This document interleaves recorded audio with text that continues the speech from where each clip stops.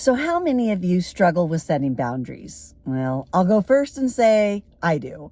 And I think for a long time, I thought that boundaries were something that I was kind of constructing or doing to keep other people in check or to manage how other people's responses and reactions impacted me. And so then I felt like, am I being kind? Am I being flexible enough? Am I going to make them mad? Well, when you start to think of boundaries in a different way, it will help you set them more frequently. So let's first use a synonym with boundary as choice. So choice, that sounds like not so scary. Like I have a choice. I can have some sense of agency. We even know that choice is the friend of inclusion.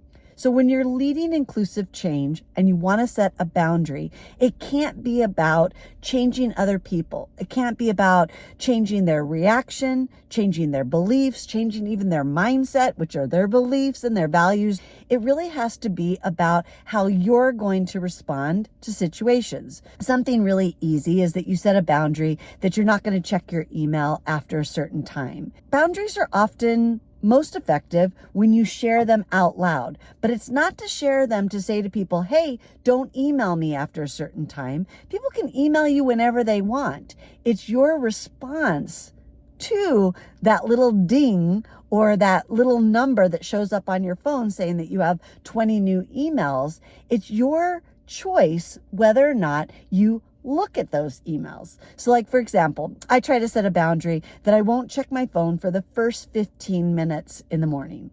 That doesn't mean that people can't have emailed me, text me. There might not be something really enticing I got to check out on TikTok. It just means that I'm setting a boundary for myself to give myself 15 minutes to keep my nervous system sort of in homeostasis before I let the world in.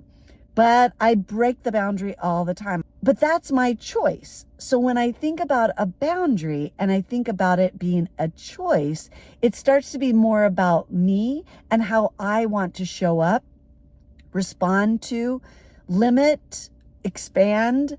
How do I want the world around me to sort of operate without trying to control them? So you can set a boundary that is your choice of how you're going to respond or how you're going to show up or what you will and will not do. So this can be in relationships. This can be in setting a boundary in terms of technology, in terms of how people use your time-ish.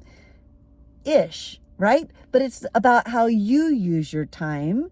Other people are going to do all kinds of things. They're going to ask for the world. They're going to ask for just 5 more minutes. They're going to have all kinds of things that are going to push your boundaries. And that's why sometimes we say, set a boundary that breathes.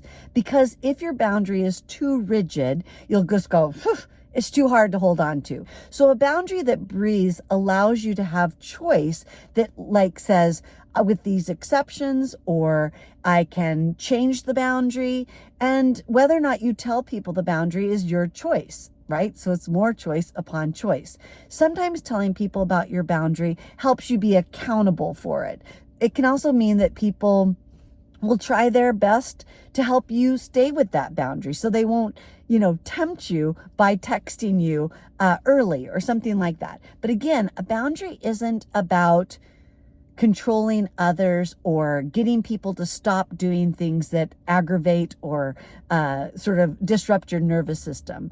Boundaries are all about how you're going to respond and how you're going to show up. So if you can think about boundaries as a choice, that allows you to go, how am I going to choose to respond to or react to, hopefully respond, this situation? Or if it's something about exercise or movement or sleep or eating, how can I choose to make a choice that restores me, that renews me, that allows me to have continued bandwidth versus something that drains me, something that makes me feel like I'm not enough, even though I'm overextending myself for others. All of those things are choices.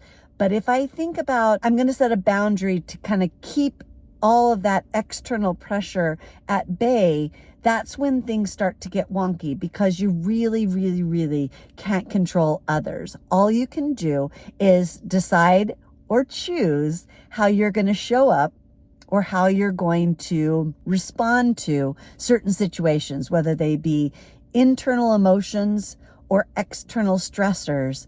A boundary, whether it breathes or not, is there to help you keep sort of homeostasis as much as you can, so that you're operating from your prefrontal cortex and that you can really lead the inclusive change that you desire.